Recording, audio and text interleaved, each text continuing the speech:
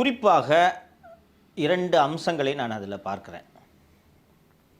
ஒன்று, பாரதிய ஜனதா கட்சி மற்றும் அண்ணா திராவிட முன்னேற்றக் கழகம் இரண்டும் சேர்ந்து அமைத்த கூட்டணியை கடுமையாக அவர் சாடியிருக்கிறார். கட்சி அடமானம் வச்சிட்டாரு. தமிழ்நாட்டில் இல்லை, கட்சி அடமானம் வச்சிட்டார் என்றது.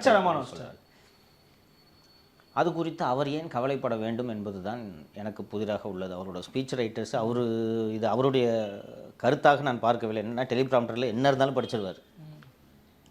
நான் பதவியை ராஜினாமா செய்கிறேன் ஆகன்றதுன்னு அவர் பாட்டுக்கு படிச்சுட்டு போயிட்டே இருப்பார். அதனால் நான் அதை பெரிதாக எடுத்துக்கொள்ளவில்லை. அவரோட ஸ்பீச் ரைட்டர்ஸ் ஏன் இதை வச்சாங்க? பிஜேபி ஏடிஎம்கே அலையன்ஸை ஏன் அவரோட எல்லா ஸ்பீச்லேயும் சாடுறாங்க அப்படின்றத நம்ம ஆராய வேண்டும் என்று நான் நினைக்கிறேன். மக்கள்கிட்ட எக்ஸ்போஸ் பண்ணுறாரு. ஓட்டு போடாதீங்க, இவங்க வந்தாங்க அது சொல்கிறாரு. இவங்க வந்தாங்கன்னா தமிழ்நாட்டில் இந்தி வரும், இவங்க வந்தாங்கன்னா தொழில் வளர்ச்சி இருக்காது, இவங்க வந்தாங்கன்னா பண்பாட்டு திணிப்பு இருக்கும் அப்படின்னு எக்ஸ்போஸ் பண்ணுங்கன்னு சொல்லிக்கிட்டே இருக்கிறாரு.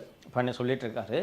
இந்த கூட்டணி இப்படி அமையும் என்பதை இவர் எதிர்பார்க்காமல் இது நடந்த கூட்டணியோ அமைந்த கூட்டணியோ அந்த அதிர்ச்சியால் தான் இந்த கூட்டணி அமைந்த நாள் முதலாக இதன் மீது கடுமையான விமர்சனத்தை வைத்து வருகிறாரோ என்று தான் நான் இதை புரிந்து கொள்கிறேன். என்ன காரணம் என்றால், 24 மக்களவைத் தேர்தலில் 39-0 என்ற இலக்கத்தில் எண்ணிக்கையில் திராவிட முன்னேற்றக் கழகம் ஜெயித்ததற்கு காரணம் தமிழகத்தில் நிலவிய கடுமையான பிஜேபி எதிர்ப்பு மனப்பான்மை. அப்படி இருக்கையில் பாரதிய ஜனதா கட்சியோடு அண்ணா திராவிட முன்னேற்றக் கழகம் கூட்டணி வைத்ததை பார்க்கும் பொழுது நீங்கள் உள்ளபடியே திமுக மகிழ வேண்டும்.